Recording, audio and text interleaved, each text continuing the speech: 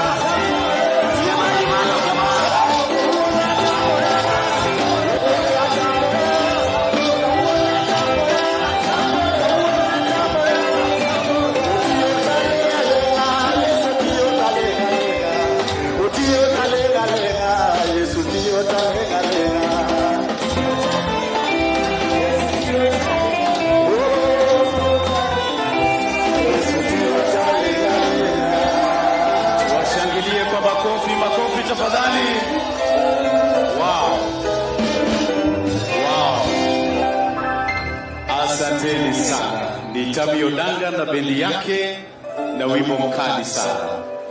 Your Excellency, kuna wasanii wengine wengi sana katika kaunti hii ya Homa Bay, and due to public demand, baadaye nitakuwa namleta Onyi Papa J ili aweze kutuburudisha, kwa hivyo wakae standby. Ila kwa sasa, Your Excellency, naomba kwa heshima nimwalike PS wetu Ann Wangombe ili aweze kutupa welcoming remarks, na kisha baada ya hapo tuweze kuendelea. Karibu sana Madam PS. Tumpigie makofi anapokuja.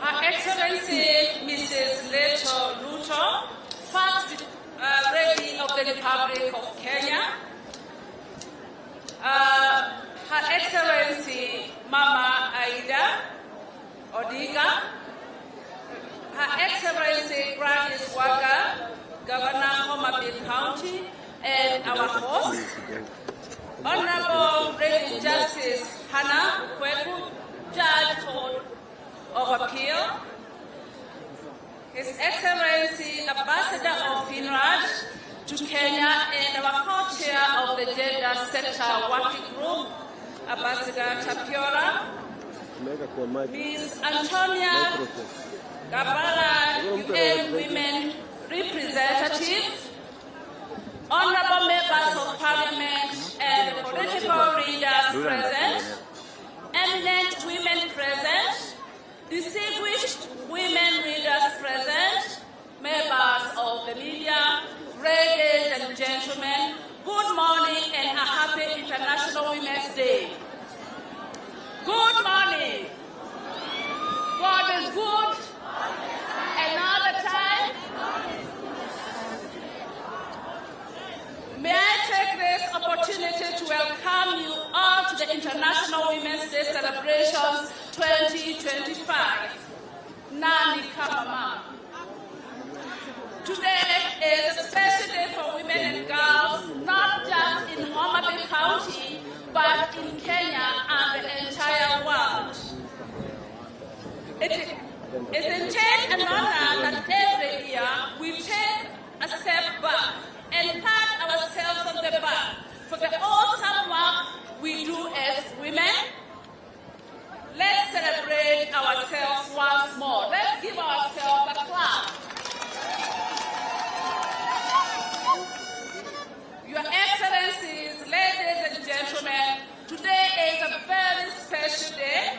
We are not only celebrating the International Women's Day, but we are also marking 30 years after the Beijing Conference, when we adopted the Beijing Declaration and Platform for Action, the most ambitious blueprint for women's empowerment ever conceived. Your Excellency, ladies and gentlemen, as we celebrate ourselves today, let's take some time and check how far we have come as women. There are many glass ceilings that we have crushed, that we are still crushing, and others that we are going to crush. We must therefore make a deliberate resolve to soldier on as individuals, as institutions, and as the women of this great nation. Your Excellency, ladies and gentlemen, today would not have been as colorful as this had it not been for the collective effort by a number of us here that I feel I should mention.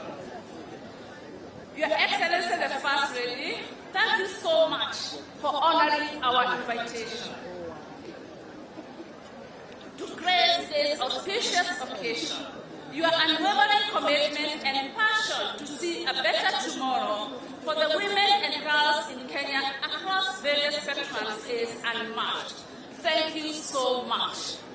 Thank you so much, Your Excellency Mama Aida Odinga, for gracing this occasion.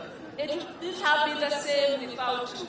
We have seen you in many fronts championing the welfare of women and girls, and for that reason we truly honor you. The Homa Bay County government, our host under the leadership of the gracious Governor, Her Excellency Gladys Wanga, thank you so much for allowing us to celebrate Kenyan women and commemorate the 30 years after Beijing as we enjoy the Victoria breeze in your beautiful county. Your support in terms of resources and technical expertise availed to us is deeply appreciated. Thank you so much. The National International Women's Day Planning Committee, coordinated by my secretariat, put in a lot of time and effort to ensure we celebrate the women of Kenya today and in this fashion.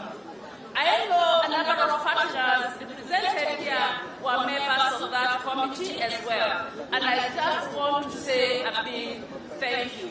I'm saying thank you to UN Women, Oxfam Kenya, World Food Program, Jasili Consortium, Tetra Tech Kenya, Mennonite Economic Development Associates, Collaborative Center for Gender and Development, Church of Jesus Christ of Latter-day Saints, Kenya Red Cross Society, Child Disability Services Kenya, Global Justice Group, Kenya Girl Guides Association, National Government Affirmative Action Fund, Women Enterprise Fund, Kelly, Plan International, the National Land Commission, and Center for the Study of Adolescents.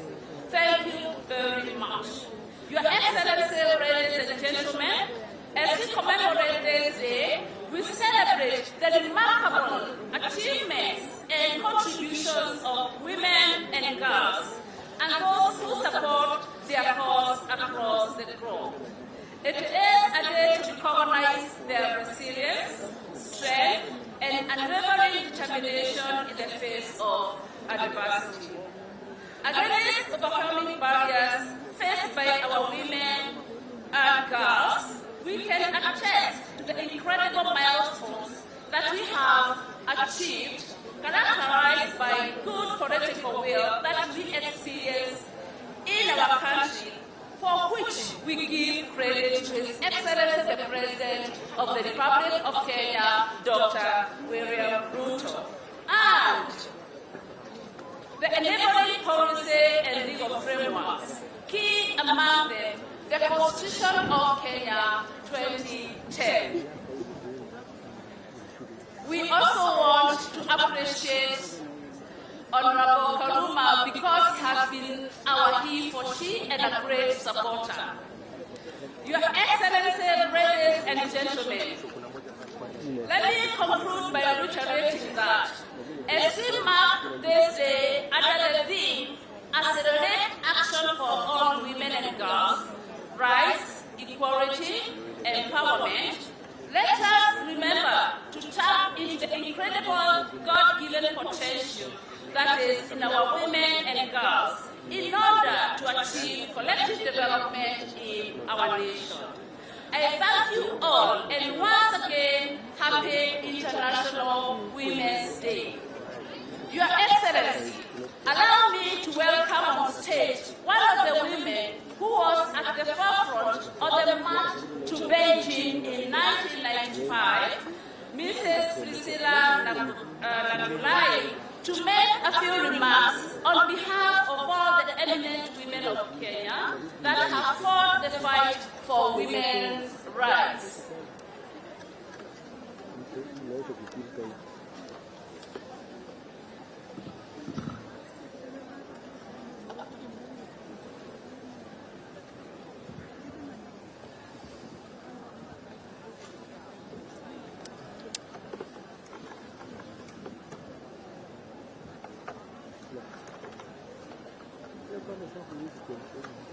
God is good all the time,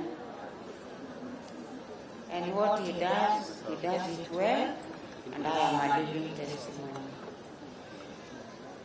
Your Excellency, our First Lady, Mama Rachel, Our Excellency, the Governor that we admire so much as a woman, that is, Your Excellency, Mama Odinga, sorry, I was looking at her. Your Excellency, Mama Aida Odinga, I can also call you Mama Taifa. Wewe ni mama yetu. Si ni mama yetu. So, I beg to speak in, let me observe all other protocol. I was only given 5 minutes. Ningependa kuzungumza kwa Kiswahili ili kina mama wasikie maneno ambayo nitazungumzia. Kwa majina naitwa Priscilla Naisolana Ngurai, nimetoka Kajiado County, na shughuli yangu mimi ni mwalimu, lakini ninashughulikia mtoto msichana. I run a rescue center for girls where I rescue them and keep them, and then I give them an education up to whatever level God allows me. Pia ninafanya na wakina mama kuwainua ili wajue haki zao na wapiganie haki za watoto wao. Ni kweli nilienda Beijing 1995 kupitia kwa shirika la FAWE ili nikazungumzie juu ya watoto wetu. Na nilifurahi kwenda na kukutana na kina mama kutoka mataifa mengi sana na kujua kwamba mama ana shida kila mahali. Sio sisi tu, lakini ni kwa kila taifa unakuta kuna kina mama wana shida. Lakini nikiangalia hiyo miaka 30 ambayo imepita, nikizungumzia Kenya, najua kuna kazi imefanyika. Na inafanyika kupitia kwa kina mama kama hawa unaona hapa. Na ningependa kuwashukuru sana kwa kazi ambayo mnafanya bila kuogopa. Zamani nilikuwa ninaogopa, lakini Mungu aliniwezesha na bado ananiwezesha. Asante sana kina mama wa Homa Bay. Aore.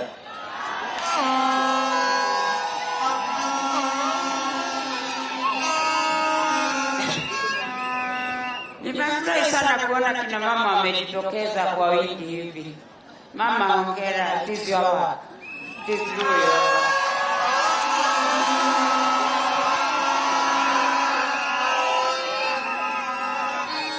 Ni tarajio langu kwamba Beijing platform itaendelea tu kufanya kazi, na kushukuru wale ambao wamefanya kazi kwa sababu kuna mabadiliko. Siku hizi kina mama wanajua haki zao na wengine wanapigania kabisa. Kina mama msichoke, endeleeni kupigania haki za watoto wenu. Wakati tulitoka Beijing, tulipofika hapo tulikuta wanaume wameshika mwiko. Wanatuambia, haya sasa mmekuja, tutakuwa tunawapikia, tunasikia sisi ndio tutakuwa wapishi. Lakini naomba wanaume wetu watuunge mkono kwa kazi zote ambazo tutafanya. Asante sana kwa nafasi hii. Nilipewa dakika 5. Asante.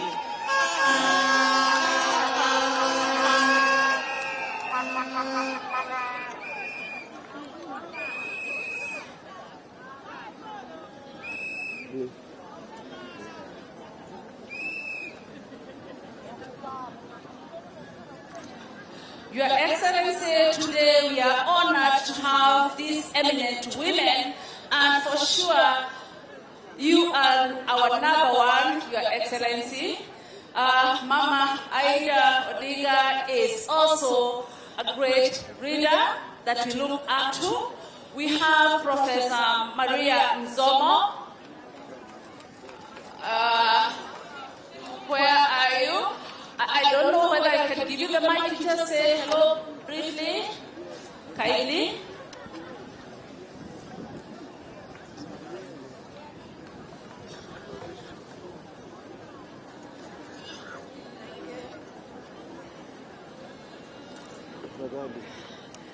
Hamjamoni.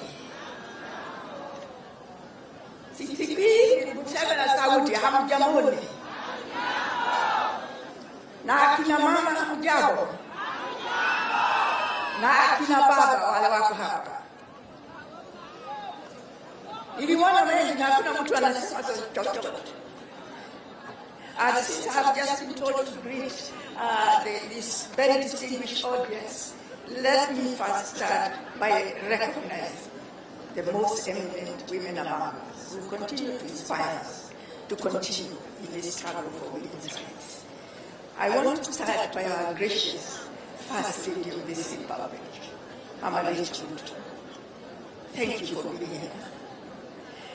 Her Excellency, my good friend, here these days you are called Canon, so I have to say Canon, Dr.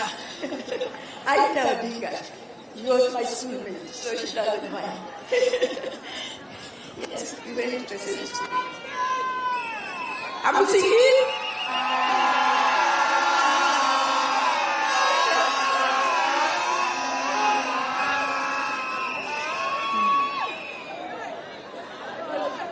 You want me to go this?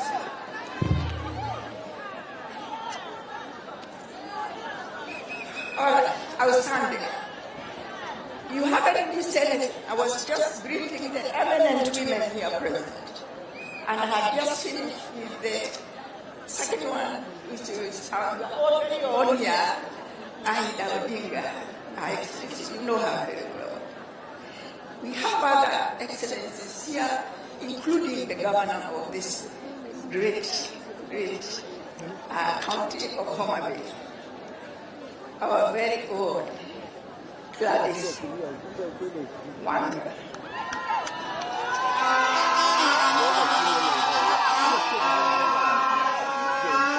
Thank you very much for hosting us.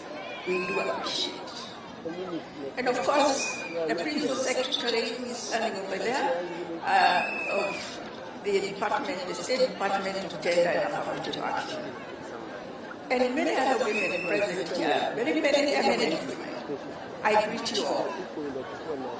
This is a great day, and you allow me, Madam P.S., to say just a few things. It is good to acknowledge, and indeed we shall acknowledge the reason we are celebrating. We are celebrating the milestones that go beyond BG. We are talking about BG plus 30. But this struggle started way back. It is more than a century now. When women said no to discrimination, that's when this struggle started. And we are part of that struggle journey. And as Kenyan women, we have made some progress. I remember I was a very young lecturer there at the University of Nairobi when there was no maternity leave for women. My children did not enjoy a mother with maternity leave. And I know there are other women here. We did not have housing allowance because we were told our men to take care of us. We could not travel anywhere without the man in your life, the husband, father, not get at home.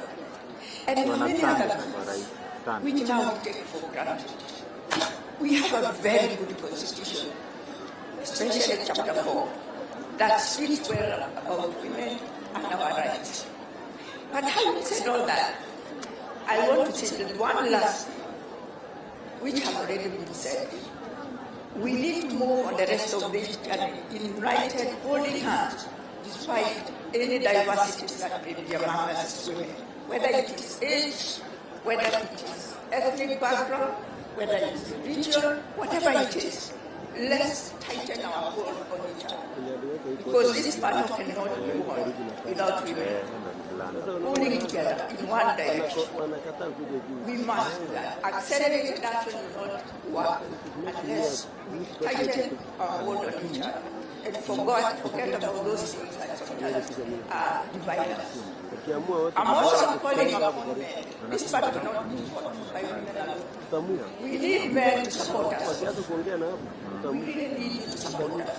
And especially on this one thing that has been lagging for 20 years now, the affirmative action. We want to see more women in leadership. If you don't know, because I am a professor, I do know this because we do statistics. There are 10 countries in Africa which are ahead of us in terms of attaining the minimum requirement for affirmative action. We could even be ahead of them.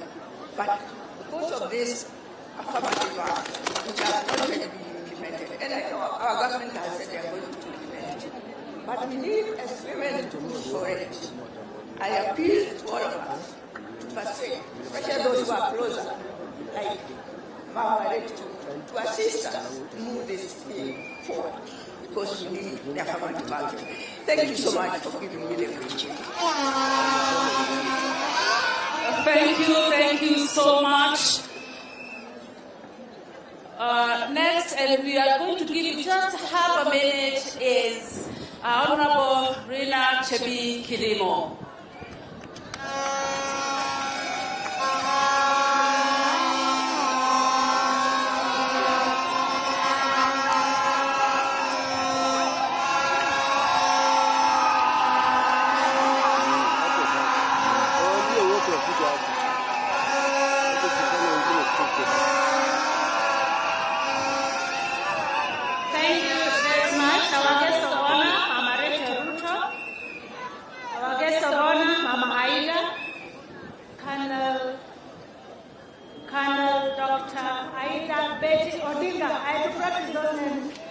Your Excellency, the Governor of Homa Bay County, Your Excellency Gladys Wanga, all protocols observed. I'm grateful to God for this day, for enabling me to come to Homa Bay County. Nashukuru wale wote walienda Beijing, Platform for Action, wakaleta, na sisi tukakuja tukashikilia baton ya hiyo mbio ya wanawake kupatiwa nguvu. Nashukuru Zipora Kitoni alikuwa Beijing pamoja na Nangurai. Yeye na Tabitha Sei, mimi kutoka jamii ya Wakalenjin, wakanifundisha, wakanishika mkono mpaka nikaingia bunge, nikaenda ku-implement. Beijing walikuja na vitu 12 ambayo walisema lazima zifanywe ndio tupate usawa duniani.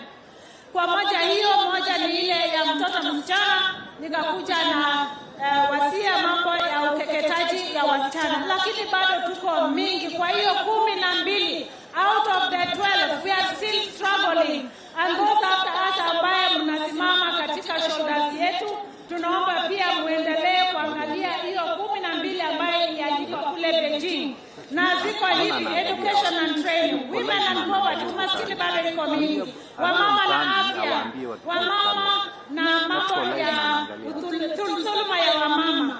Sasa nchi yetu ya Kenya tunang'ang'ana na mambo ya gender based violence na femicide. Nikisimama hapa nataka nishukuru rais wetu Dr. William Ruto ambaye aliona hapana, imezidi. Kwa nini wanawake wanauawa kila wakati na dhuluma ya kijinsia? Akaanza technical working group ambaye mwenyekiti ni Dr. Nancy Barasa, mimi nikiwa mmoja wao pale, na tunatarajia tukipata hiyo ripoti, wanaume tafadhali mshikane mkono na rais wetu kuhakikisha ya kwamba dhuluma ya kijinsia, mauaji, kitu wanaita kwa Kiingereza femicide, imezidi. Mshikane na rais wetu kukomesha hayo yote. Nataka nimalizie, ziko mingi lakini kuna moja hapa ambaye ninaomba wamama wetu hapa, women and armed conflict. Pengine kwa Kenya hatuna vita na mataifa zingine, lakini katika North Rift kuna kitu inaitwa cattle rustling. Wamama wanaumia kabisa. Your Excellencies, I beg you and all those who are coming after us to implement this. We have done our part. Thank you for this celebration. Happy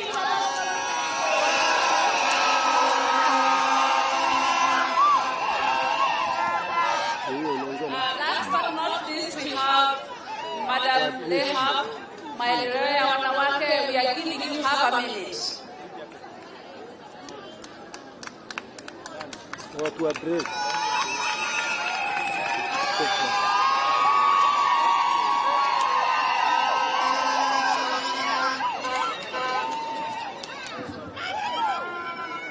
Your Excellency, the First Lady, by the time I give a minute, Canon Mama Aida, Mheshimiwa Gladys Wanga, kwa niaba ya maendeleo ya wanawake, allow me niulize wamama wale walienda Beijing, starting with Mama Aida Odinga. She was in Beijing.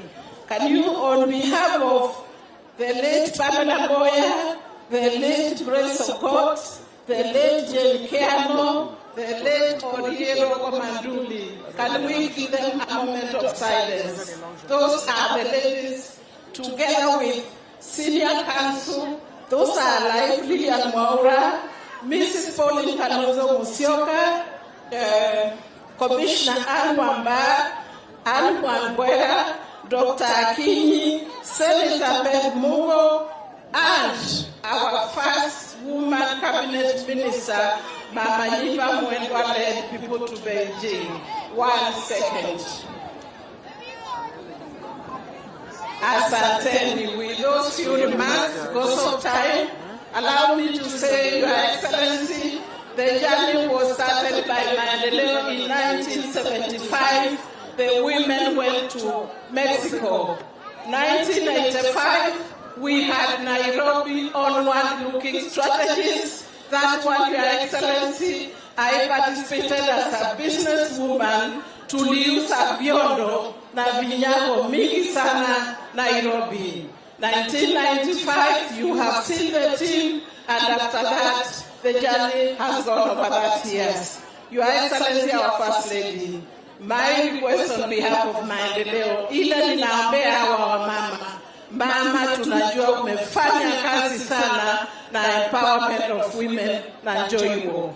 Tunakuomba Mama First Lady, poverty imepiga wamama sana. Tusaidie, tushike mkono, ndio tufanye hima tangi ya maji na tufanye kazi ya kutoa umaskini. Mama First Lady, protect me, Your Excellency, because you need to hear this on this day. We have an issue of girls giving birth at the age of 13.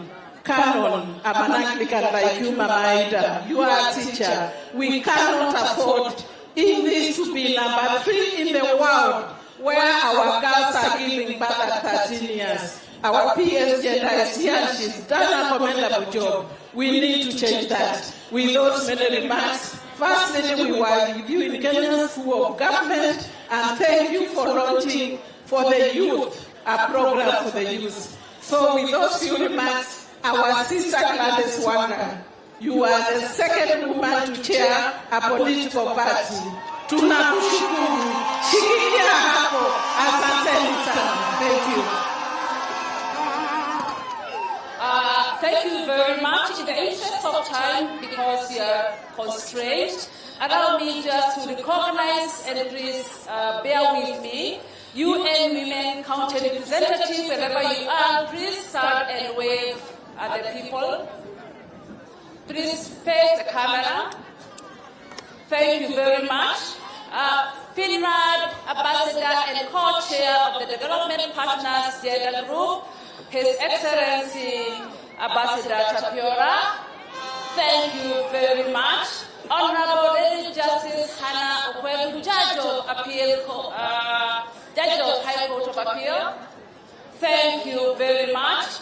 And with all humility and respect, allow me to invite Her Excellency Honorable Gladys Wanga, Governor of Homa County.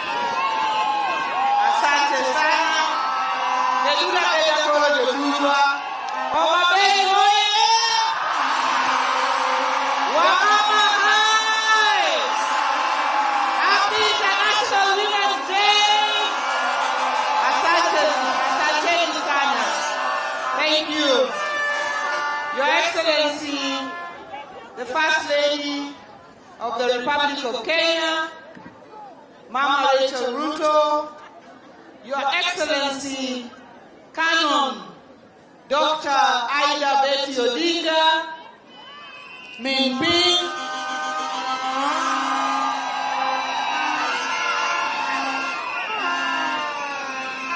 eminent women who have come together to celebrate together with us, the State Department of Gender, led by the Principal Secretary, who chose Homa Bay for this celebration, our elected leaders present, all protocol observed. Hamjambo. God is good, and all the time.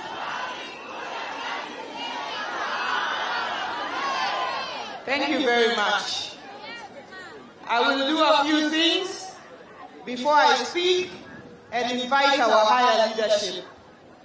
Madam Pierce, I was sitting next to the Finland ambassador together with our UN Women Country representative, and I want to ask you to just excuse me because nimeona wakiwa na notes hapo na wameandika vitu mingi kwa hizo notes. Tangu tukae hapo wamekuwa wakiandika notes. So wakirudi na hiyo notes inaweza kama mbaya kidogo. So I want to request your indulgence, Your Excellency First Lady, if we could give the UN country representative just a minute or two to make her remarks, and then the ambassador of Finland also just a minute or two to make their remarks, and then I will proceed, and we will really save time. Karibu our UN country representative and our UN women country representative, and a friend of Homa Bay, Madam Antonia Sodomon. Welcome. I'm welcoming you to come and say a word.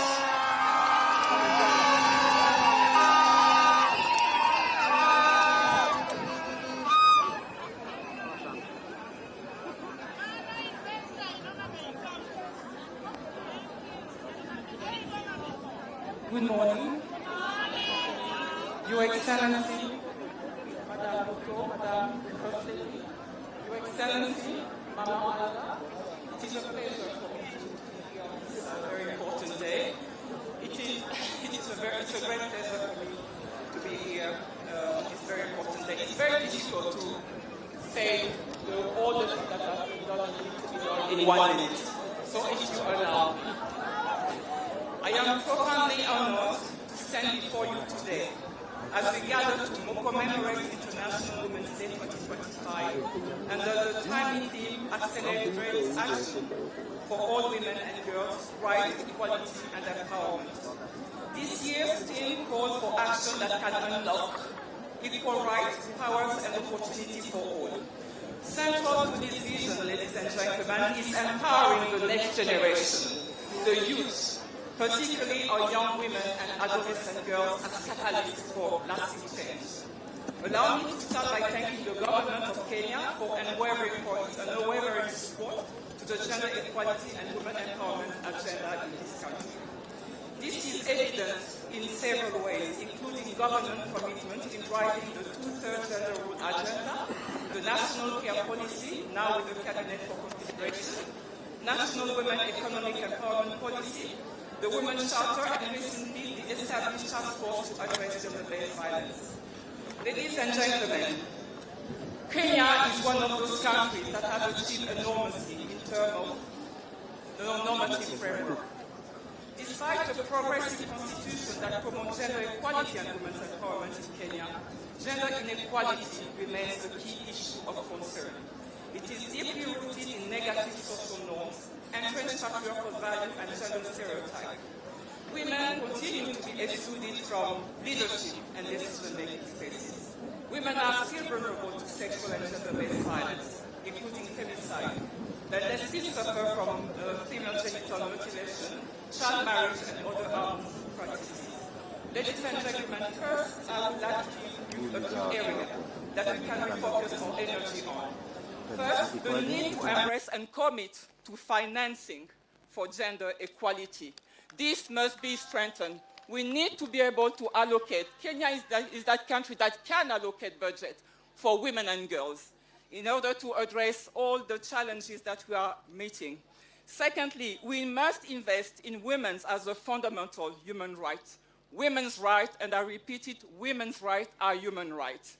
And this is the cornerstone of inclusive development. A woman and a girl can boost for the economy of this country. The third point is we must accelerate girls' participation in new technology, education, the jobs of the future. And if we are not doing that, we are marginalizing a good portion of the community.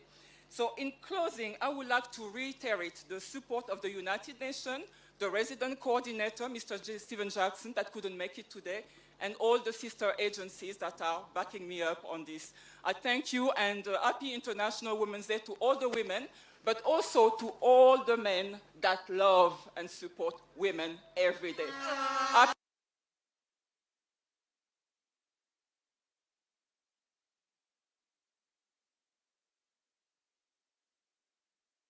You come and make a few remarks. Karibu.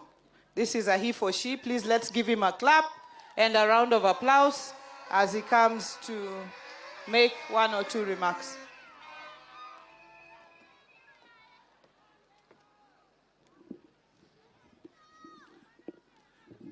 Okay. Thank you. Thank you. Your Excellency, Madam Rachel Ruto, First Lady of the Republic of Kenya, Your Excellency, Madam Ida Odinga, Excellency Governor Baniswanga, great to be here, and my dear, dear friend, UN Women Country Representative Antonia Sodonon, Excellencies, ladies and gentlemen, it is a pleasure to be here. And yes, I suppose I am the person who's then supposed to speak on behalf of all of those, as Antonia said, men who love and support women. So I suppose that's my role here. Now, as the chair of the Development Partners Gender Group, I'm really delighted to be here. And I'm delighted to be here also as the Finnish ambassador. For us, for Finland, empowering women and girls is at the heart of our foreign policy, but it's at the heart of our own domestic policy. We were once a poor country up in the north, and we realized very early that a society cannot work with 50% participation. It makes political sense, it makes economical sense for women and men to work together and build societies. Then, therefore, gender equality is really a key issue for us to be able to build a better world. Now, women's leadership and inclusion advance sustainable peace. It advances stability. It helps preventing wars and conflicts, and oh, there are so many of them at this moment. Women should have a seat at every decision-making table and be part of all stages of peace processes. And here again, I want to take the example of my own country.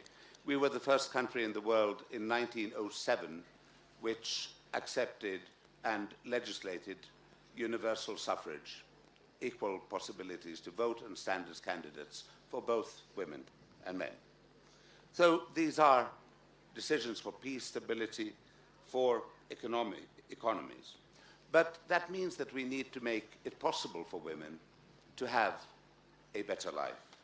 Let me start by underlining the importance of sexual and reproductive health as a precondition for the realization of all other rights of women and their economic empowerment. We're worried. The world is going backwards. We are seeing strong anti-gender and anti-rights movements. We have to stop, think what is happening. It is 50 years since the 8th of March was declared by the UN General Assembly as International Women's Day. We've gone far, but I don't think we've gone far enough. There is a lot to do. We also mark, as we had noted, the 30th anniversary of the Beijing Declaration and Platform for Action, and the 69th session of the Commission on the Status of Women this month in New York will focus on reviewing and appraising Beijing Plus 30. Now, Excellencies, ladies and gentlemen, Kenya has made significant strides in advancing gender equality and the rights of women and girls. One example is women in leadership. There's something very much in common between our countries, in that we have had very powerful women also in the security sector, as ministers of defense, as national security advisors. Here we are in a county led by a formidable governor. Madam Gladys Wanga, thank you for hosting us here today. She is, and the collaboration among the G7 of female governors is really admirable and important. But much remains to be done. The 2/3 gender principle is still far from being fulfilled. And we need to fulfill it really with substance. But we also see other challenges. Gender-based violence, something which we have been fighting against. It persists. Femicide numbers are up. We saw how people peacefully went to demonstrate on the streets on the 10th of December against femicide. This phenomenon needs to stop, and we need to work to make it stop. And here I would really like to commend the efforts of His Excellency the President in establishing the, there's a bit windy here, the Technical Working Group on GBV, including femicide. This task force has important work to do, and I think we have, importantly, to think of how do we really engage society. Now, we've been working bilaterally. We've been working multilaterally. We're the second largest core donor to UN Women. But let me also conclude by one thing. We often hear that culture dictates something else than what we may be preaching about. Cultures evolve, but it is important to take traditional leaders on board. The fight against female genital mutilation is something which we really need to focus on. And I was very glad to see that the Sabaot elders in Mount Elgon they made a declaration last year against FGM and child marriage.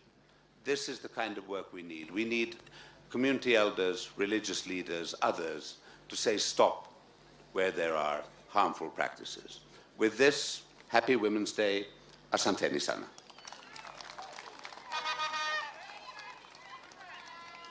Thank you very much, Ambassador.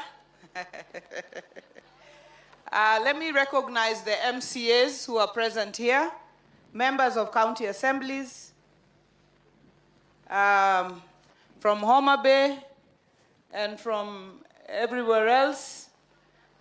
Please wave wherever you are, and I want to make a special recognition of the member of the county assembly for this area, who is also the deputy majority leader in the county assembly of Homa Bay, Madam Mono Florita.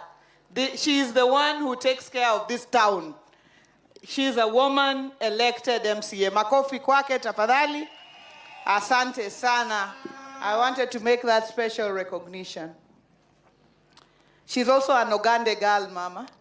So Ogande girls are powerful girls. We had requested to be given even just one term at Ogande so that we can also become Ogande girls. At this juncture, I'd like to welcome up on stage. Let me recognize the National Government Administration. Tafadhali, our county commissioner and your team. Tafadhali tu msimame, our DCCs, our chiefs, our security team. This is the team that makes sure this is done and well done. Asanteni sana, Bwana Moses Leland, our county commissioner for Homa Bay County. Let me welcome upstage our MP for Homa Bay Town Constituency. He for she, Honorable George Peter Opondo Kaluma.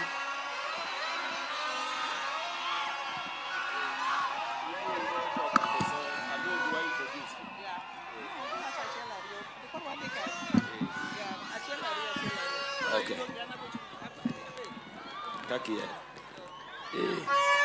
Thank you, Governor for Homa Bay. Your Excellency, the First Lady of the Republic of Kenya, Mama Rachel Ruto, Your Excellency, Min Piny Canon Dr. Ida Betty Odinga, the diplomats present, Your Excellencies, we have before us the Honorable Lady Justice Anna Okwengu, the only judge of the Court of Appeal this side of the country. Your Excellencies present, the eminent women who went to Beijing, alive with us here today, fellow members of Parliament, members of County Assembly, and all distinguished women here present. Happy International Women's Day. Your Excellency, I'm informed time is very short. Allow me to call to the stage all members of Parliament here present so that to the national gathering herein. And Your Excellency, as they come,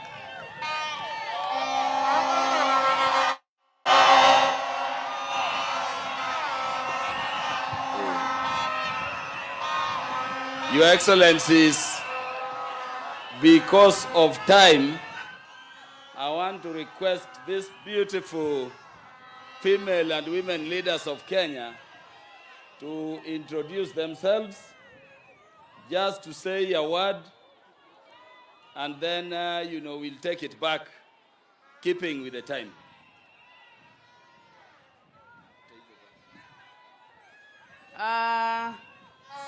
Happy International Women's Day. Wamama oye! Wamama oye! Thank you very much. My name is Eve Obara, and I'm the Member of Parliament for Kabondo, Kasipul constituency. Kaluma, allow me to recognize our two gracious ladies, the guest of honor, and our Mama Ping, Mama Aida Odinga, and of course, Her Excellency Gladys Wanga. Let me first and foremost thank Mama Gladys Wanga for always being that gracious host. Mama Gladys Wanga, we have been made proud by your recognition of the women of this country, not just Homa Bay County alone, and the recognition of your ability to collaborate with your leaders in this county. The case in point is the members of Parliament, the members of the County Assembly, in the manner in which you have been able to engage with us. Finally, because of this very important day, let me recognize that we have been on a journey.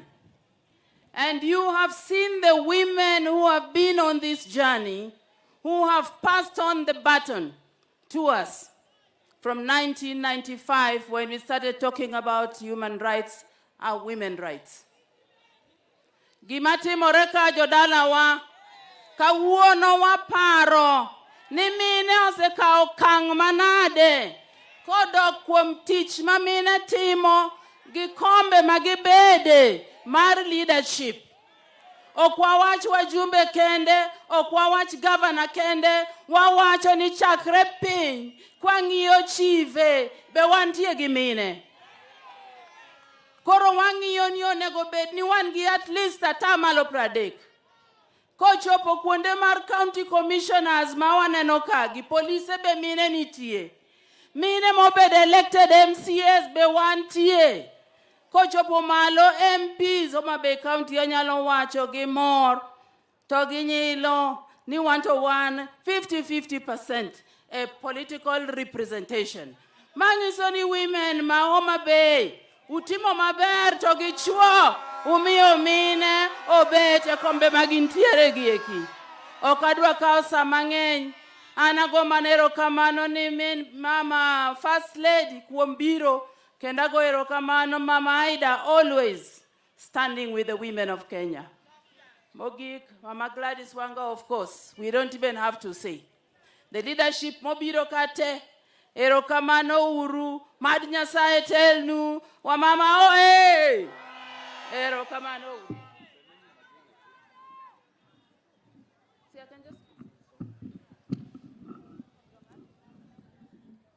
Your Excellency, the First Lady, Your Excellency, Mama Aida, Your Excellency, Gladys Wanga, siku ya leo, mimi nimekuja hapa na ninaitwa Mheshimiwa Cherusha Momanyi, ninatoka kaunti ya Nyamira, na I am so happy to see women.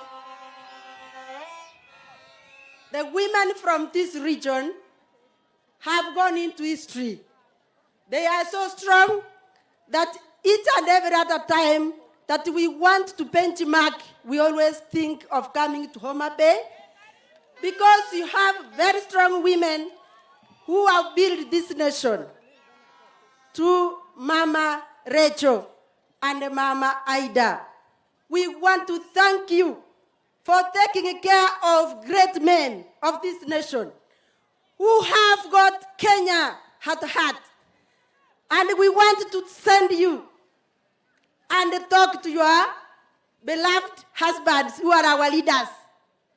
Tell them that the women of Kenya are so happy of what they are doing. When there is no peace in our country, people who suffer are women. So what we have seen, what is taking place in our country, women of Kenya, I want to ask you, wherever you are, pray for it and support it. For any woman who has come here, I want you to say that we are unbreakable. Everybody say,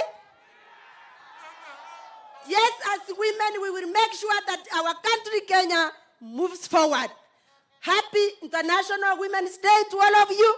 And from Kisii and Nyamira, as women, we have said this time round, women are going to go to the footsteps of the Homa Bay women and other women who have set the stages in this country. Thank you. May God bless you.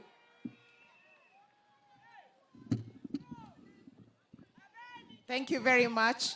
Wamama oye! Wamama oye! Allow me to stand on the protocols that have already been observed because of time. My name is Irene Nyakerario Mayaka, a nominated MP from the great party of ODM and the incoming chair, thank you, and the incoming chair of the Committee of Regional Integration in National Parliament, thanks to the great women of our party. I just want to take this singular opportunity to salute the First Lady, Mama Rachel, our mother, Mama Aida, for the great things that you do for us, my sister, the Honorable Her Excellency Gladys Wanga, the eminent women who went to Beijing when some of us were still in primary school, and to all the women who are here, I salute you all. Let's keep supporting each other. Back home, I am an anti-FGM champion, and we continue to tell our girls not to accept the practice. But I just want to tell all of you, tuzidi kukua akina mama wa maana katika nchi letu la Kenya. Nyasaye ber, tosechete, erokamano, Mungu awabariki.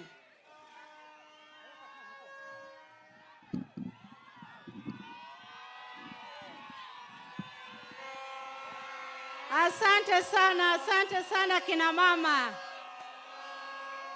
To our First Lady, Mama Rachel Ruto, and the First Lady of my heart, Mama Dr. Colonel Betty Odinga. Thank you so much, our kind women, for coming here today to celebrate with us. I know most of us who are young, and we are learning more about Beijing every day. But I can promise our women who are already in heaven and those who are still on this earth that me as Fatuma Full Network, I will carry Beijing to my kitchen today. Since I wasn't there physically, I'm physically present in my kitchen as a Beijing woman. And I want to wish all the women happy International Women's Day. And I want to wish His Excellency, Dr. the President William Ruto of Kenya, happy International Women's Day. Not forgetting the Baba of the nation, Raila Amolo Odinga, the Prime Minister. Happy International Women's Day.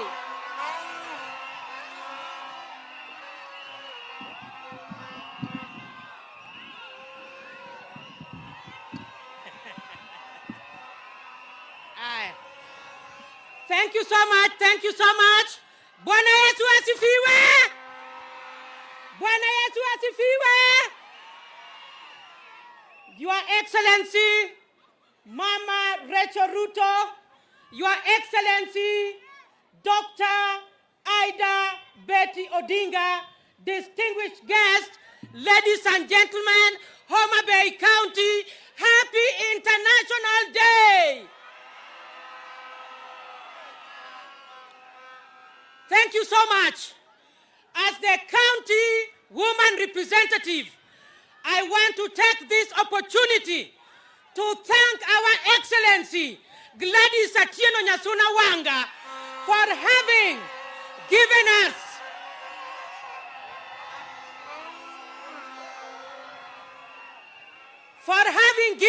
a befitting host of International Women's Day. Because I know that much has been given unto us, our work today is to welcome people to the county of endless potential, a county which has women who are servants of the people and diligent to drive Homa Bay County, and we say the sky is not the limit. Your Excellencies, I want to request this. I know that women has a real journey. On behalf of the 47 county MPs, we are pleading, when you talk to Honorable Dr. William Ruto, 1 billion will be factored in the budget. The supplementary cut of 500 million will be brought back. Mama Dr. Ida Betty Odinga, with your networks, it will be okay. Adwa wogi mine untie. One gitabu. Sama wabet kato waparo kaka uronyango biro chiemo. Sama wabet kato wane mamuch kawa. Sama wadio septato wane muguchwara mawa. Sama nyiwa imako to wane mawa wijolit. Omiyo kaka ambassadors no wacho. Pesa nyaka bedio fuk mine. Mine nyaka loki. Mine nyaka migi mwijore. Gimang'eny mawacho go oromu e nying Ruoth Yesu.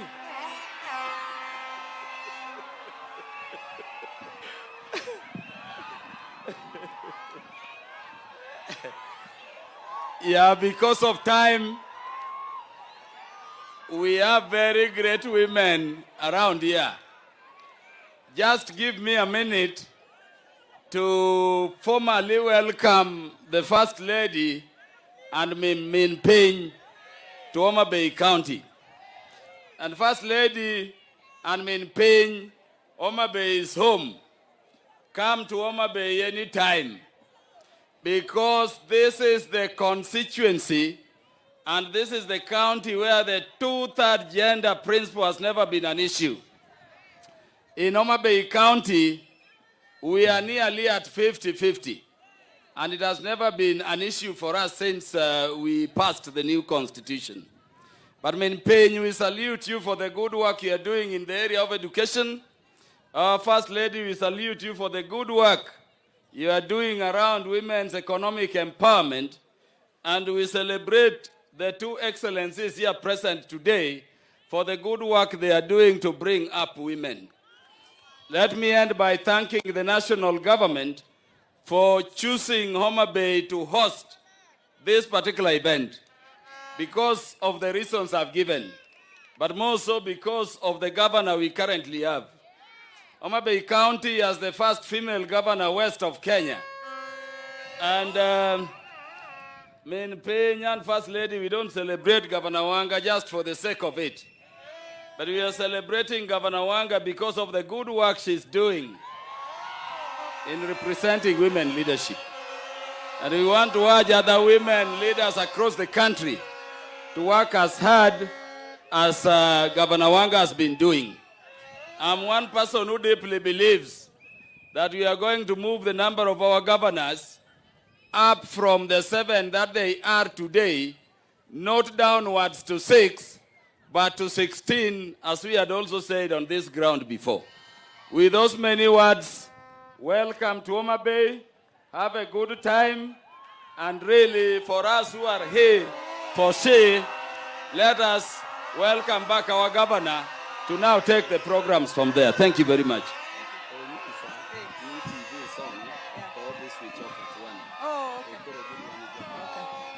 Asante sana, waheshimiwa, asanteni sana. CCs ambao wako hapa, tafadhali msimame mpunge mkono. Our CCs who've been working hard with the gender department to make this possible. Roslyn Omolo, our CC for devolution, and Grace Mercy Osewe, our CC for health. Your Excellency First Lady, I also happen to be the national chairman of the largest party south of Sahara and north of River Limpopo, the party ODM. And I want to ask all members and officials of ODM, tafadhali mpunge mikono, mahali popote mko. I have seen Catherine Okoth, the woman leader of the ODM party in Nairobi. Magi Sewe pia asanteni sana, Mungu awabariki. Let me just make my remarks very briefly and start by really thanking you, Your Excellency, First Lady, for making time to grace the 2025 International Women's Day celebration here in Homa Bay. I also want to thank very much Her Excellency Canon Dr. Ida Odinga for making time to come together with you so that we celebrate the women of Kenya. And we are happy that you're here because it is most appropriate for you to be the ones who are here. Because, Your Excellency First Lady, you have put in a lot of work as far as economic empowerment of women is concerned, and you move from place to place on the table banking agenda for the women of this country so that women, as has been said by previous speakers, can have money in their pockets. Mama Ida Odinga, you are synonymous with the empowerment of the girl child and the empowerment of women in this country. People like myself who can today stand here as governor of Homa Bay is because you have held my hand. You have held the hands of many women, particularly in our party, for them to reach positions of leadership. Kwa sababu wakati uchaguzi unakuja, kina mama hawana mahali ya kushikilia. You can be thrown out by the men very easily, especially when you're going for positions as senior as governorship. And Mama Dr. Ida Odinga, we thank you because you have never left women behind when it comes to political emancipation of the women. I want to use this opportunity to thank very much the eminent women who went to Beijing, on whose shoulders we stand. And they have been listed here. I don't want to go over them again. Mama Ida, you were there. All the women who were there, Mama Naisula, you were there. You have given us your story and what you had to overcome. We don't take it for granted that because of that way that you opened, today we are accelerating progress in terms of women in leadership and women's place. We are not where we ought to be, but we have made steps forward. The gaps remain. Yesterday, I was very happy. When we were at KICC, when we were formalizing, His Excellency the President was this side, and His Excellency Right Honorable Raila Amolo Odinga was on this side. And they stood together, and both of them said they are giving priority to implementation of the NADCO report, and particularly implementation of the 2/3 gender rule. They made that commitment, and it couldn't have been a better gift for the women of Kenya ahead of the International Women's Day today. In Homa Bay and across the country, we still struggle with the triple threat of sexual and gender-based violence, teenage pregnancies, as well as new HIV infections, particularly among young women.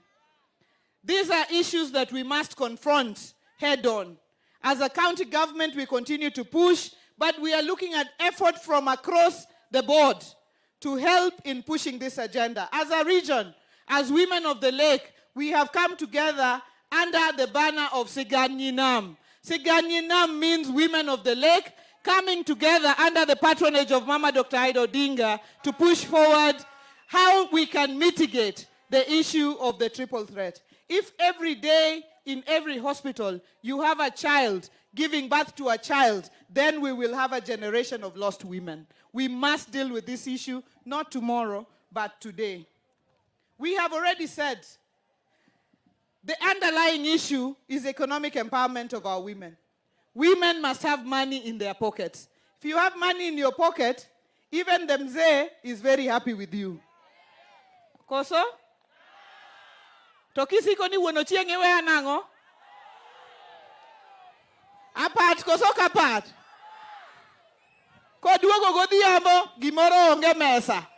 Nino kiwe gimoro. Igwe sianda di koso gwe. Toki loso chae maler makori mosa iwera werma. Newa ye, woi maduong jatelo ni luongo wa, newa ye. Iyudi kinyiero kamano. Bentie wach mora madhi marach. Era ng'eny koso ok ng'eny. Peso bende ofugu koso kik bedi. On the area of education, we must continue to support, just like our boys, our girls, to go through their education. And as Homa Bay, we run a mentorship program called now the Governor's Mentorship Camp, which brings together all our girls and all our boys for them to be mentored. And this month, I'm happy that Madam Antonia and many guests will be here on March 28th for our Governor's Mentorship Camp that will be at Ratanga Girls. In conclusion, I'd like to say that Homa Bay is blessed this year. We are blessed because we are today the hosts of the national celebrations for the International Women's Day. Come 1st of June, Sunday 1st of June, Homa Bay will be the host of Madaraka Day here at the Raila Odinga Stadium in Homa Bay. Come the 12th to 16th to 15th of August, all governors in Kenya, all senators in Kenya, all MCAs in Kenya, all CCs in Kenya, the President of the Republic of Kenya, the Baba of Kenya, kila mtu hapa Kenya will be back in Homa Bay for the 2025 Devolution Conference. Kwa hivyo, mwaka huu ni mwaka wa kina mama na ni mwaka wa Homa Bay. Finally, lazima niongee kidogo kuhusu mambo ya jana, ama namna gani? Kwa sababu mimi ndio mwenyekiti ya chama kikuu. Lazima niseme kidogo. Awachi kozo kikawachi. Sisi tulikuwa tumemwambia baba kama kiongozi wetu kwamba baba, wewe ndio kiongozi wetu, na ukisema tuende left tutafanya nini? Na ukisema tuende right tutafanya nini? Na ukisema tufaya tunafanya nini? Na jana baba alitupea mwelekeo. Akasema ya kwamba tuingie katika ile broad based arrangement na tupatiane support kwa serikali ya Daktari William Samoei Arap Ruto.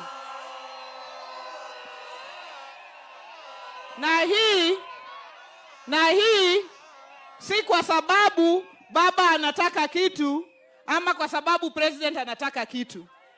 Ni kwa sababu Kenya ni yetu sisi sote. Na jukumu ya kuunganisha Kenya ni yetu sisi sote. Kwa hivyo sisi tunaunga mkono juhudi ya baba na president waunganishe Kenya, walete Kenya pamoja, Wakenya wote wawe ndani na hakuna Mkenya hata mmoja awachwe nyuma. Ama namna gani? Kina mama nataka niwaulize, wangapi wanaunga mkono baba na president wetu washikane, waunganishe Kenya na Kenya isonge mbele pamoja? I have seen those saying that this is betrayal in the city. Wacha niwaambie, na wacha niwaulize, how can unity be betrayal? How can equity be betrayal? How can bringing Kenyans together be betrayal? How can addressing the youth issues, youth unemployment issues be betrayal? How can inclusivity be betrayal? Sisi wacha tushike njia moja, tuunganishe Kenya na tusonge mbele. Ama namna gani jameni? Koro in Kiswahili madumo gote, makobe Kiswahili majoa mabei, ni wacho no kia Kiswahili. Kine? Sasa, nataka nichukue fursa hii. Na DJ tafadhali usilale kwa kazi. DJ wapimi kabisa, wapimi kendo wangi. Nataka kuchukua fursa hii nimwalike Minping, Mother of the Earth, Her Excellency Canon Dr. Aida Betty Odinga aje.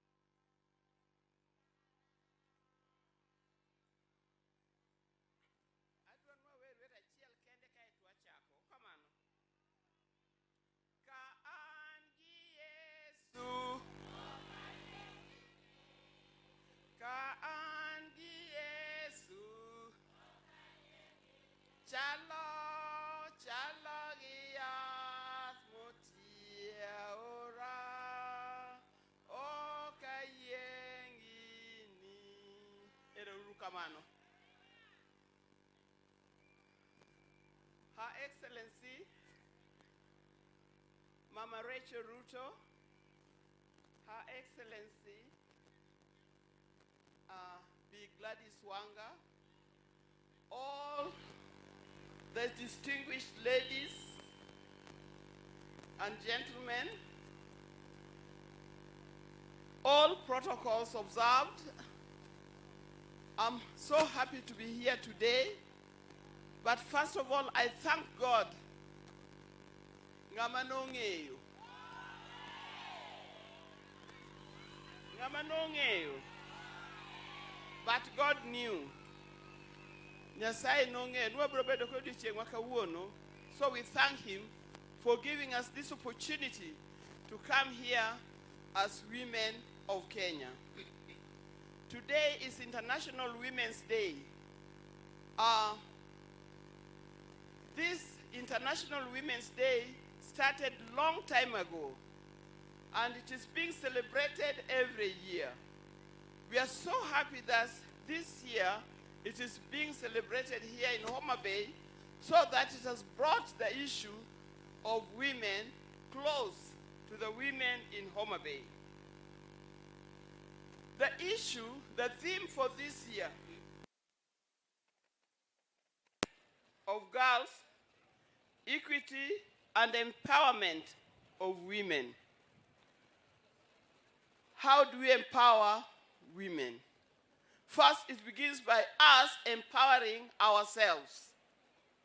By you empowering, don't just think of you as a person, but also look at your neighbor, your friend, and the people who are downtrodden, and how you can empower them and help them to come up, to be strong, and help one another.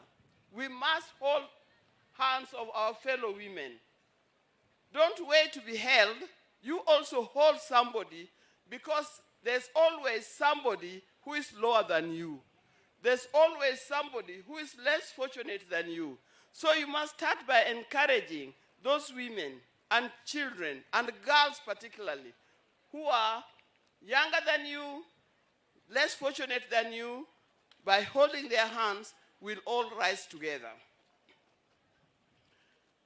Since the International Women's Day started, I think in Kenya we have achieved a lot. This year, I do get the Lord, don't worry. Don't worry.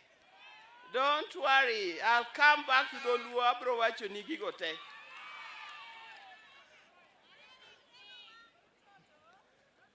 Tangu, since International Women started, this year it coincides with Beijing meeting, what we call Beijing Platform for Action. You know that thing started, we heard of it for many years.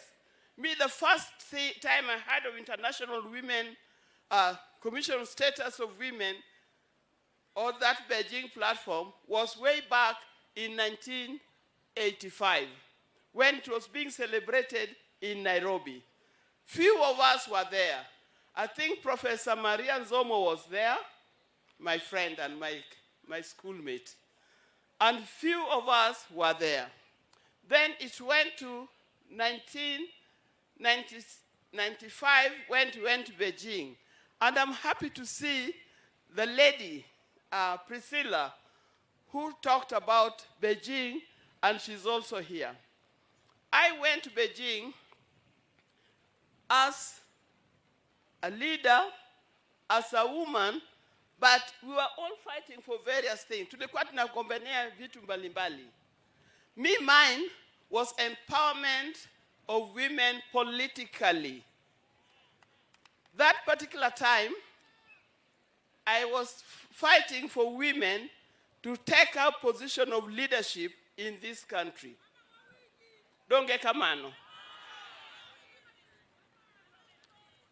Yes, I went under the organization that I started, which now is, we don't know where it is, known as the League of Kenya Women Voters.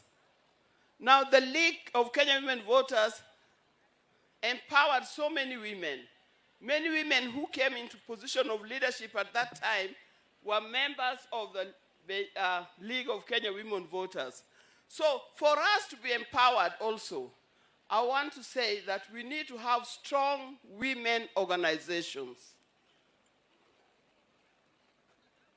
We need to have strong women organizations.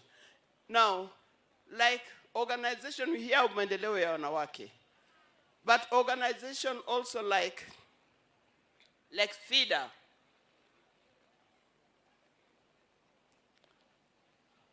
and many others. We don't hear of them anymore. But all these organizations, wacha niseme kidogo kwa Kiswahili alafu niseme kwa Dholuo. Nimesikia wakisema wanataka kusikia nikiongea kwa Dholuo kidogo. Kitu muhimu kwa sisi wakina mama ni kusaidia wakina mama wengine na kusaidia watoto, hasa watoto wetu wasichana, ili wapate kuwa na nguvu, kusoma vizuri, na tuache mambo ya ile tunaita early pregnancies, kwa sababu mtoto mdogo, nimeshaona watoto 13 years wanapata watoto. Unakuta mtoto amezaa mtoto. Ukimwona akitembea kwa njia, unafikiri anabeba ndugu yake mdogo au dada yake mdogo, kumbe ni wake. Sisi kama wakina mama, tusaidie sana. Tujaribu sana, tuwafunze, tuwaonyeshe hiyo tabia iachane naye. Na saa zingine unakuta hawa wasichana wadogo wanazaa na wazee. Hata si vijana wa rika yao, wanazaa na wazee. Kwa hivyo mimi napenda kuambia wazee wale ambao wako na tabia ya hiyo, tafadhali mstep backwards. Mpatia watoto nafasi ya kukua na kusoma. Jambo lingine ni jambo, we talked of early pregnancies, but we also talk of early marriages. Any child who marries below the age of, I think it is 21. Anybody who's marrying a girl who is less than 21 years, that is called defilement. Ala? Mmeshawahi kusikia mambo kama haya? Mmeshawahi kusikia mambo kama haya? If you go with a child who is a child below age of 18, you are defiling that child. Hata ukisema aliyekubali, hakuna mambo ya kubali. You are defiling that child, and that is kosa. And here, once again, I'd like to encourage the FIDA to take up the role and help these girls to grow and become great people that we want them to be. Kora wache batin gi Dholuo. Mana matin tu okamano. Wach mar weche mag mine en wach masache moko wakao kaka kawaida. Token kawaida. Wan joma mine kuko keto teko e wach mar puonjo nyithindwa kendo rito utewa, then watimo nyithindwa go marach nikech ok gibedo ka ging'eyo gik monego gitim. Wacho weche mag nyithindo manyiri. Weche nyithindo manyiri hasa nyathi ma 13 ma higni 13 kata 14 ok nyal dhi tedo nikech mokwongo pok osomo, okia gimotimo, to kata mane ot ka bokia gimotimo, kako rikete no dhi tedo. Ka en kamano, odhi puonjo nyathine monyuolono, to dhi puonjo ang'o? Bentie gimonyalo puonje? Bentie gimonyalo puonje? Ema miyo nyaka ungana lwedo mondo wakony nyithindo manyiri mondo dong kong'e gima timo. Mondo ka gibedo madongo, ginyalo bedo somebody. To ok gibed ni koro gin bende gin kanyo, koro ginyorore kanyo, min gibed ni kanyo, onge gima nyathi nyalo puonjo nyathi, mane rachne. An Seche moko iluonga ni Nyarugande. Anya pinje mang'eny e Luoland ka. Anya Homa Bay. Aneno nyi Ugande girls kani ka. Pod gintie. Aneno nyi Ugande girls. Adwan mondo joma mine, particularly mine ma Homa Bay. Wagero gimoro e skund cha. Tigere ni nyithindo manyiri. Wagero ot maduong' maka moro kata mana meeting makoro wan go kani. Korumo to un duto nyalo jonde odno bua chopi wabed gi bura e hall no. Omiyo kiwinjo ni wabiro Homa Bay. Wabiro Ugande ka intie Homa Bay County. Bia Ugande kucha warom kucha. O kamano. Wadwa kete gik mang'eny mopogore. Wadwa kete computers, a library. Wadwa no chop ndalo moko maka ji somo. Kaka ndalo moko minche ntie ndalo mag COVID sha. Nyithindo nok som, nok dhi school. Tiwacho ni nyithindo somo e sim. Nikode mi nyathi sim mondo som go. Twadwa nwa ger gimoro kacha ma in future ok sim to nyithindo japuonj nyalo bet kamoro achiel to puonjo nyithindo e Kenya mangima through television. To mano nyalo timore twadwa mondo kuog timore e pinywa ka kendo mana Homa Bay ka. O kamano. Ang'eni kawuono awacho mana matin. Tamor mar romo kodu, amor manenou, to gimitimo no, kata in siasa, kata in japur, kata in johala, tich mitiyo no, tiye maber moloyo, ticha duto baditim. Give it your best. Whatever you do, give it your best. And God in heaven will see and will uplift us so that in future we don't see women kaka jomoko ma downgraded. Ok wan jok mayot. In fact, Nyasaye ka nochwe miyo, nochwe bana bang'e kosechwe gik moko te botieko. To paro ni mondo chwe miyo, donge? Donge nochwe maber. Dongo chwe maber. One very special. One kakamine, one very special. Nikech en mana gwa Nyasaye chwe mugik. Bang' mano Nyasaye ok ochwe gimoro kendo. O kamano. Omiyo nyakwa mor kwang'eyo ni waber, donge? Wabeyo, wariek, wanyalo. Mine nyalo. Erouru kamano mar Nyasaye gwedhu gi matin go.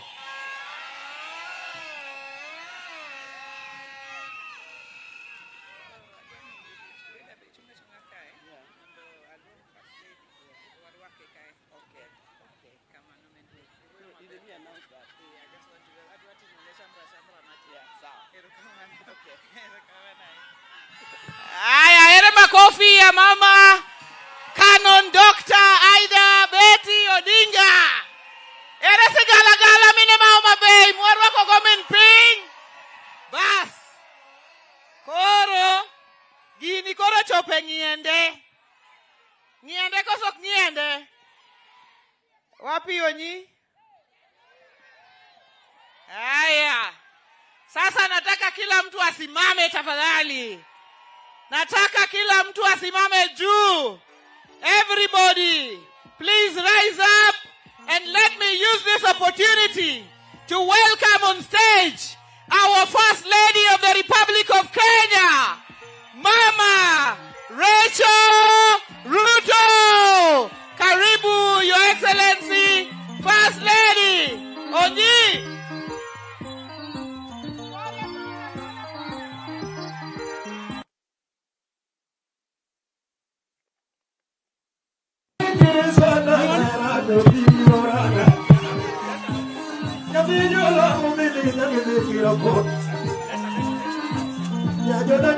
Vamos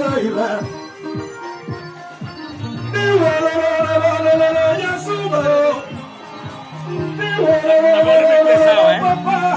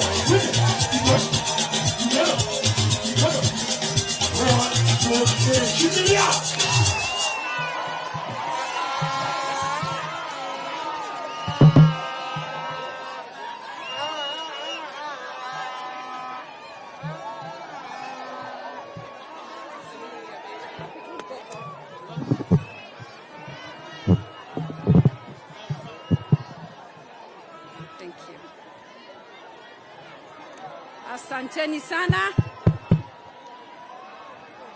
Asanteni sana. Asanteni sana.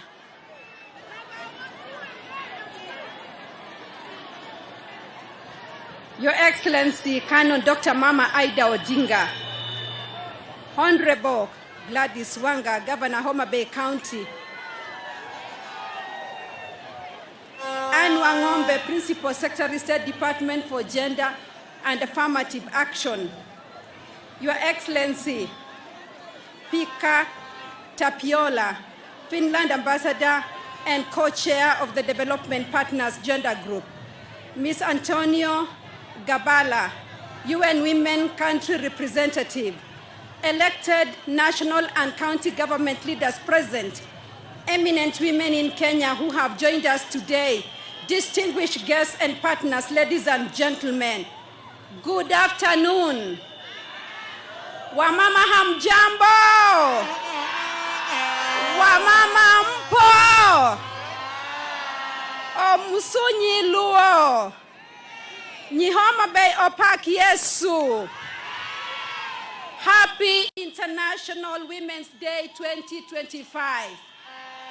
Kina mama, hebu tusalimiane. Bwana Yesu asifiwe. Mbona sioni mikono yenu? Bwana Yesu asifiwe. There is no better place to celebrate International Women's Day 2025 than Homa Bay County. I am honored to commemorate this day with you and other women in Kenya. Please, give the woman next to you a high five and wish her a happy International Women's Day.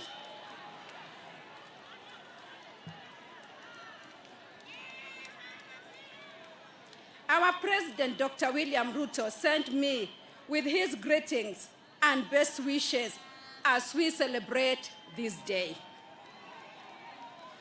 Congratulations to Governor Gladys Wanga, on making history as the first female governor in the Western and Nyanza regions.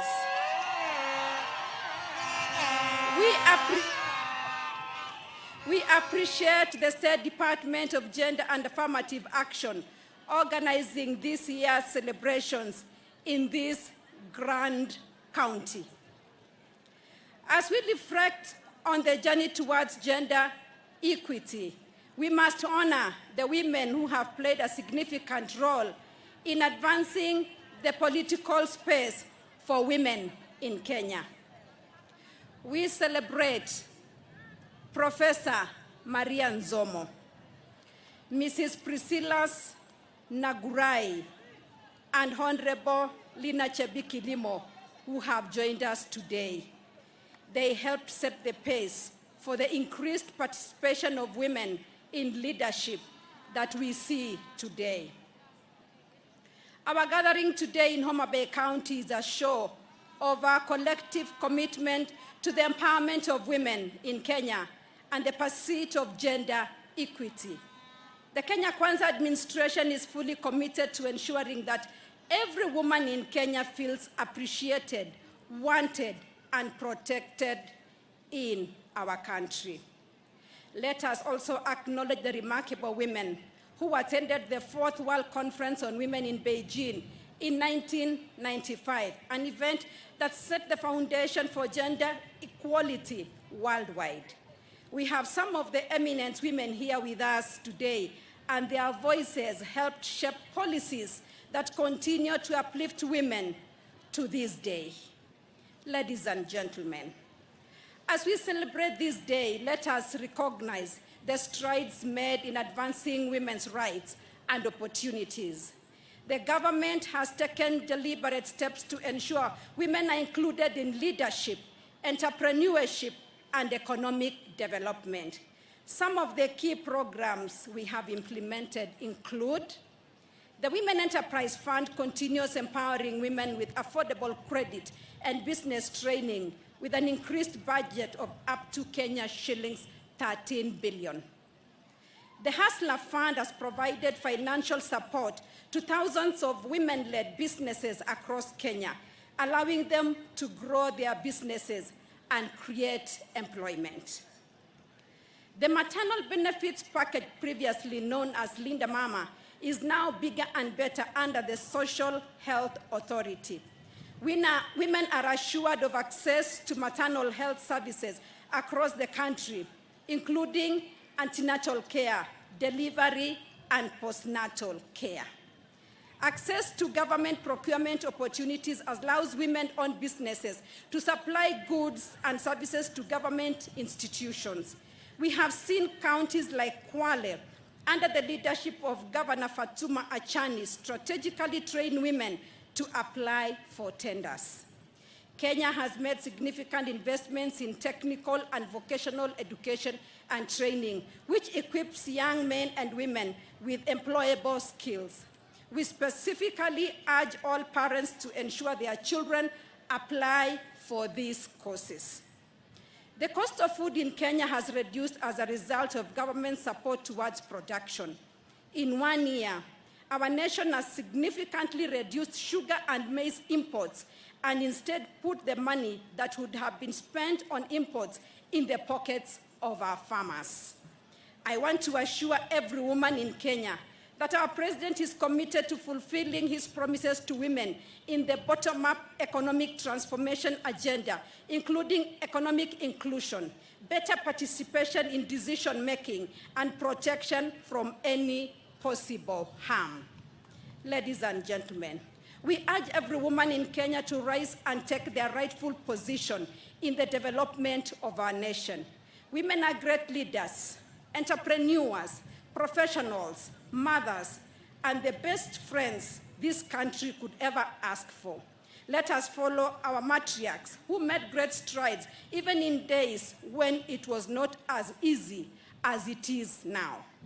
We must raise our voices and contribute actively to shaping the Kenya we want for ourselves and future generations. This year, let us be intentional about uplifting one another and championing the success of our fellow women. God willing, I will rally women leaders in our nation to work with fellow women of Kenya, visiting different counties to support initiatives spearheaded by women leaders. We will celebrate and support those bringing significant change to our communities. As the women of Kenya, we are the heart of this nation's nutrition. A malnourished nation cannot grow. I urge all women to join me in the Feed One End Hunger initiative to support sustainable school feeding programs across the country. I call upon every woman to establish a kitchen and fruit garden to boost household food security. Growing our food is an act of empowerment and self-sufficiency. A mother's greatest joy begins at the dining table, knowing her children are well-fed and healthy. This is the 30th year after the Beijing Declaration and Platform for Action. As we launch the Beijing Plus 30 Kenya Countries Report 2025 today, we are proud of Kenya's strides in promoting women's rights, addressing gender-based violence, and enhancing women's economic empowerment. The information provided in the report builds on the 2019 Kenya's Beijing Plus 25 report and takes stock of progress made in the last 5 years, from 2020 to 2024. As I conclude, our role as women is not limited to our homes and workplaces, but extends to supporting and praying for our leaders. Let us pray for wisdom and guidance for our president and all leaders at every level as they plan and implement progress and programs to uplift our nation. My sisters, today we celebrate you. May this be the year when we see the best of the women of Kenya. May we rise higher, dream bigger, and achieve more together. Happy International Women's Day 2025. Erokamano, Nyasaye egweu. God bless you. Asanteni sana. We love you. God bless you.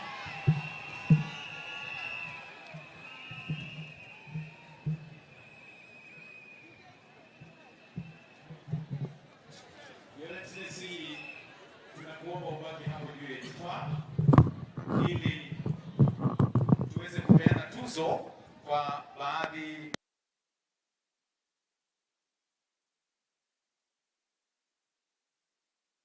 The first award in the category of individual awards, we may take our seats kindly. We may take our seats. The first award is Economic and Financial Inclusion for Women and Girls. And that award goes to someone because in recognition of our efforts in advancing economic and financial inclusion for women and girls through Aviana Eco Arts, which transforms environmental waste into marketable arts and crafts while equipping communities with handicraft and business skills. Her enterprises creates income opportunities and promotes sustainability by integrating climate action into economic empowerment. Ladies and gentlemen, introducing Vivian Awor Oluoch. Wapi makofi kwake. Asante sana. The second one, in recognition of her leadership in advocating for, or rather against FGM and gender-based violence while championing girls' education, ladies and gentlemen, Mercy Wanjiru Jiriri. Makofi kwake tafadhali.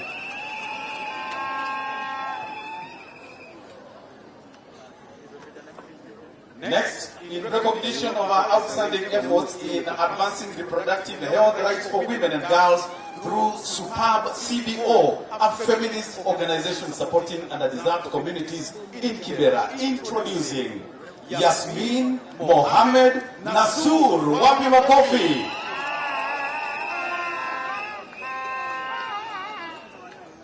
Next, in recognition of our efforts in promoting access to justice for women and girls by providing gender-based responsive legal aid, prioritizing cases of gender-based violence, early marriage, and women's violations, ladies and gentlemen, Nyokabi Gari. Makofi kwake.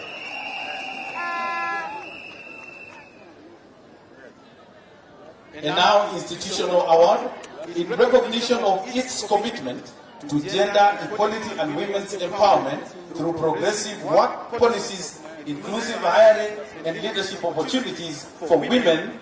The winner is Kisii County Government. Wapi makofi kwao.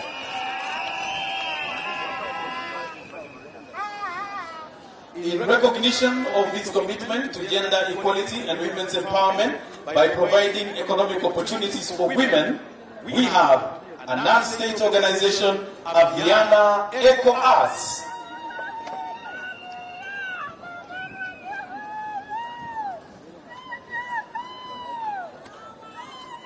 And now, Your Excellency, to the special category. Coming up next is a force to reckon with in the gender agenda. She has been behind the many government policies, and even as she presently serves in the private sector, she is keen to ensure support of the gender agenda. Ladies and gentlemen, Ms. Faith Kasiva.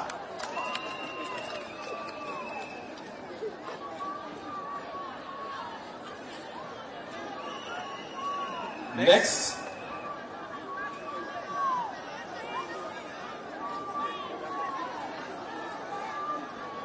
her efforts in women peace speak for themselves. Jackie's relentless efforts are so immense, and her support for the gender agenda is admirable. Introducing Jackie Bogo. Tumpatie makofi tafadhali.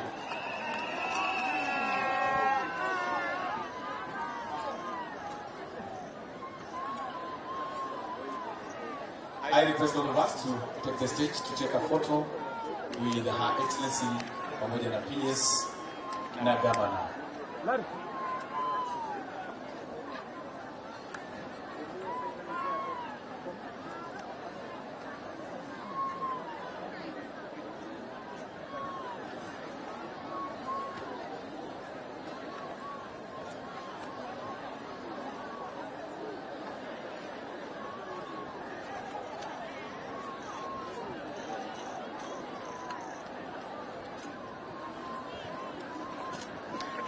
Thank you so much. You may retreat. Let's have Her Excellency remain. Her Excellency the Governor, the PS, and let me request that Canon Dr. Mama Aida Odinga comes on stage kindly. Joins them. We want to launch the Beijing report. It's here with us. Let's have it, please. Bring us the dummy. The dummy, please. We'll face this side, kindly. Naomba tuangalie upande huu. Tuangalie upande huu wa kamera.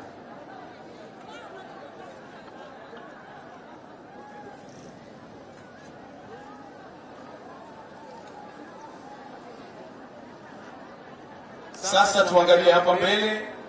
Mama Rachel Ruto atakwenda kukata utepe, ishara kwamba ripoti hii ya Beijing itakuwa imezinduliwa rasmi. In the count of 10, 9, 8, 7, 6, 5, 4, 3, 2, 1. Wapi vigelegele? Wow. The Beijing report is here with us. Congratulations, Mama Rachel Ruto na viongozi wale wengine wote. At the same time, I now request the following eminent women to come forward to receive the report. Ambassador Maria Nzomo, Priscilla Nangurai, and Honorable JB Kilimo. Please come forward.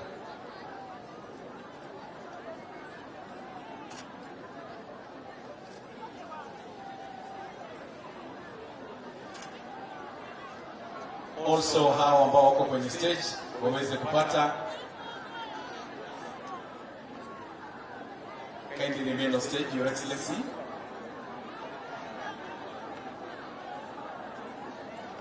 Everyone needs that report. We are going to have a moment of photos.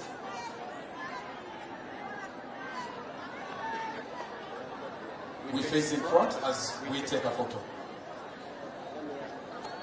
Ambassador Finland, please come over, kindly. UN Women country.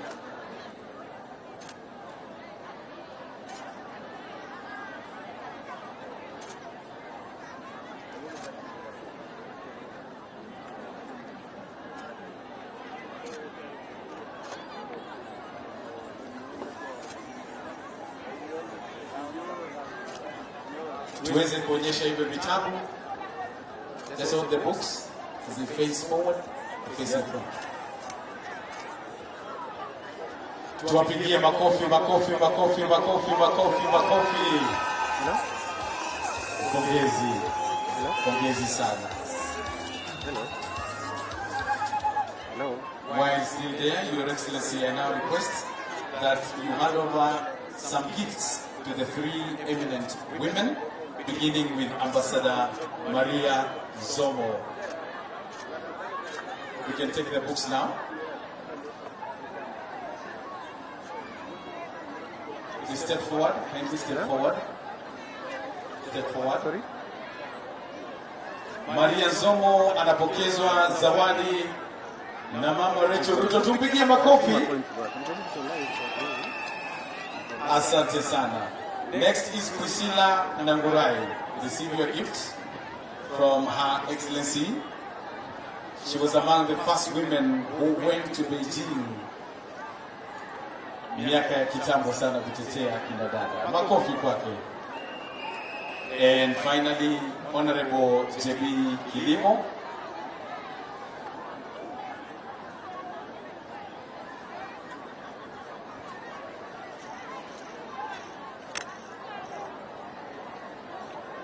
I'm very sure Mama Ida was also in Beijing.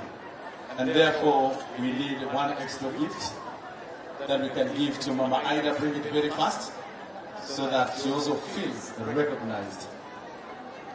And that will be the final gift as we come to a close.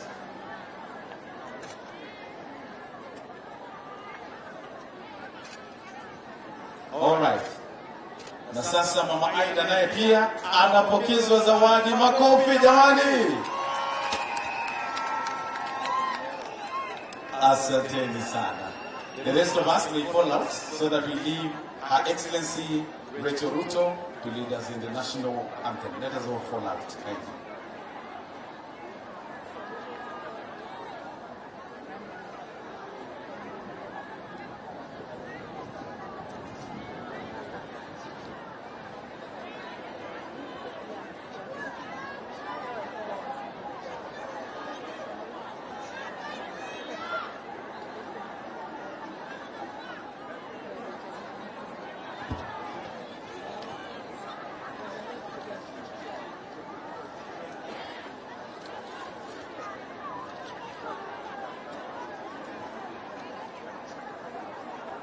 Basi tunamwalika mwanadada Eileen Florence Akinyi on stage in recognition of her dedication to promoting the dignity and rights of vulnerable girls through initiatives like Lead with Dignity. Amefanya kazi ya maana sana. Msichana wa miaka 12. Makofi na vigelegele kwake. Amepokea pia tuzo kwa sababu ya juhudi zake na amepokezwa kumbatio la mama wa taifa. Asante. Tumwache sasa mama wa taifa peke yake kwenye jukwaa. Tusimame sote tafadhali tunapomaliza na wimbo wa taifa.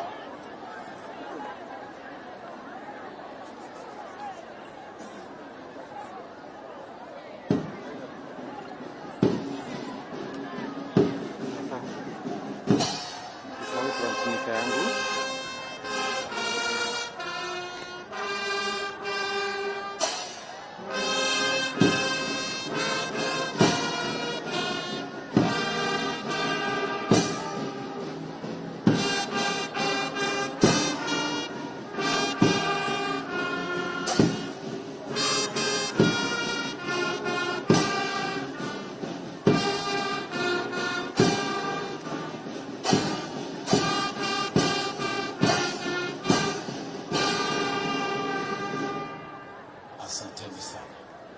Tunaweza kumpisha mama wa taifa pamoja na Canon Dr. Aida Odinga na gavana na ujumbe wao waweze kuondoka.